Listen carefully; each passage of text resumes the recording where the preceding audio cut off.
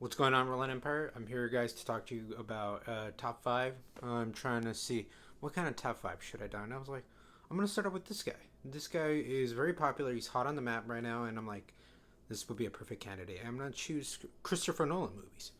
Yeah, you could say all his movies are great. Maybe there's that one movie that's just not as good as the others, or you start realizing that Christopher Nolan movies are becoming Christopher Nolan movies in themselves.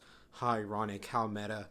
But I thought about it a bit, and I was like, he has a list, and it's tricky. It's a really tricky one. But for some reason, I was like, okay, I was able to accumulate and add up a top five, and who knows? This is the perfect beauty of a top five.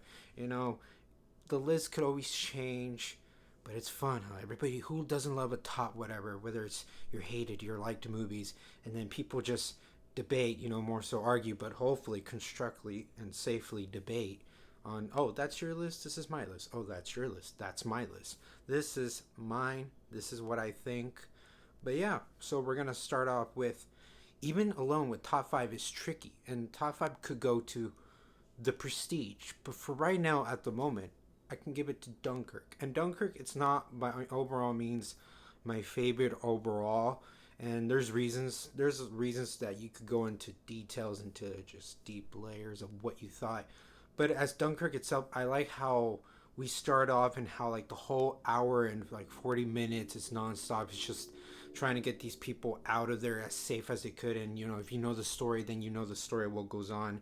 And a lot, it's, yeah, not a lot of character development, but seeing character decisions kind of make you question how their development is. And I took that. It depends if Nolan could have done it better, if Nolan could execute this, could execute that.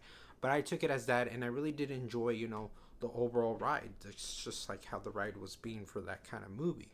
And now for going into number four is Memento. Memento is what brought Nolan to the map. This is one of his first babies. He did this project with very little budget. This is as indie's gonna go, and it was a success.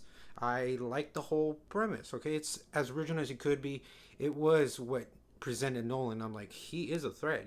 He's a guy to be reckoned because of what he presents, and I like it. Like, seeing how this guy can't remember as much, and when he tries to remember, he like writes notes, and checking how like the notes help him kind of make him get pushed through the storyline and realizing what kind of person this guy was, and who he's trying to just become. Like, the quest of him remembering stuff is the whole arc of the story and the character, and it's intriguing. Just it's presented in like a detective kind of that kind of detective element, but there's still more to it. And good performance by Guy Pearce. Guy Pearce really drives it. So at the time, with what could have been, because this is an early film of his, he really did good presenting something.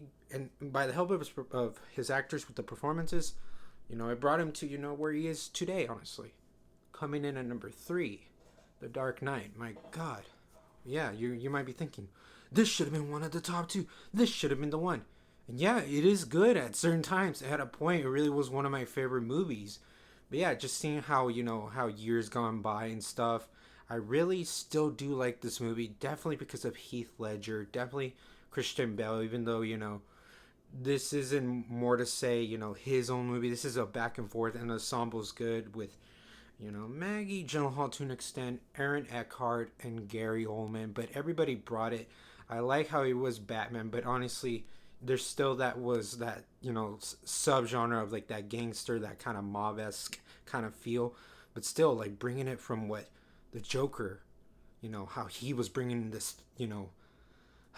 the criminal element of how the world can be when all the chips are just, you're like, the fuck is going on, and then having Batman be that person to just give him, like, Batman has these morals and these standards that he set, but they're being put to test. And just seeing like this is a good example of how a villain really can make a hero even that much better. It's just yin to the yang, the balance of what goes on, and I really just adored it. And what's not to like of what is the best of just performances, the action, the acting.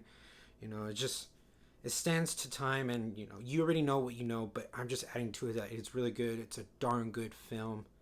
Now, coming in at number 2 is Inception. Inception, as the years gone by, you could realize this movie could have been maybe better paced, and I kind of noticed that, but I gave a lot of it, that freedom. I'm like, I'll let it slide, I'll let it pass, because I like just the whole concept of the theme. This is really when Nolan was, kind of like leveling up to a new level of like what he can give us for originality, and I like the time concept. And Leonardo DiCaprio, which it's not the best for character performances. Not everybody has background, but enough because there's this camaraderie, like this group of friends in a sense where one balances the other, and and with the performances being good, the performances have to help that kind of thing.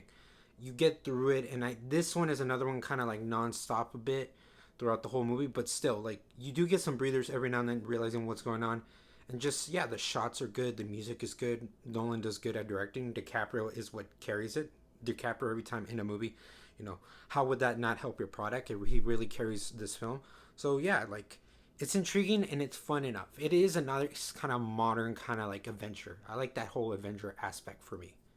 Now, coming in at number 1 is Batman Begins. This is where Christopher Nolan, Christian Bale, Batman himself, carried by great performances also from Cillian Murphy, Liam Neeson. This is right here where it put all these guys to the map, put them all back, especially Batman. That franchise needed that revival. The revival just needed to breathe, and this was it. This is where Batman started realizing, this in the modern time. Like a modern time, how could he have morals? How could he get through?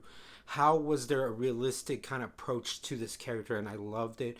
Love what they were able to craft with the certain kind of tones they added, and like how the tones might switch here and there, and then just realizing like it's not as predictable. I love how it's not as predictable as you can make it out to be, and it was overall an enjoyment of just like superhero films, and it really could arguably be the one where, like, if you saw movies in a certain way, especially coming to age, especially growing up, just especially how you realizing how film was, this could have been the one. Wow, you got to start thinking films differently. Like, they're not to be taken lightly. There's a serious tone, and this is really what it made me like appreciate like films and realize, yeah, there's more to this, and I really love what's being presented, and just, yeah, just seeing how overall the trilogy itself is like, you fall, you get picked up.